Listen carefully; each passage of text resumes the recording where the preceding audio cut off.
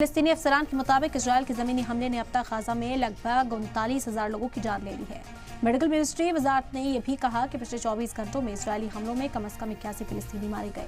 دوسری طرف اسرائیلی فوج نے جنگ کے دوران 682 سینکوں، افسران اور ریزرویئرز کا نام بتائے۔ غزہ پٹی میں مارے گئے UN اور غیر سرکاری تنظیموں کے کارکنان کی تعداد 300 کے پار پہنچ گئی ہے۔ روسی وزیر خارجہ سرگوئی لاوروف، جو ابھی UN سیکیورٹی کونسل کے صدر ہیں، ان کا کہنا ہے کہ آج کی تاریخ میں یہ UN کے لیے سب سے بڑا ایک مشت نقصان ہے۔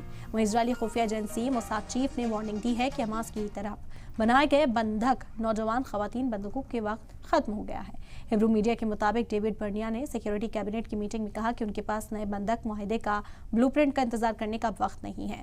انہوں نے کہا کہ تجویز میں کئی ہفتے لگ سکتے ہیں اور قید میں رہنے والی لڑکیوں کے پاس چرچا کے تحت بدلاؤں کا انتظار کرنے کا وقت اب نہیں ہے۔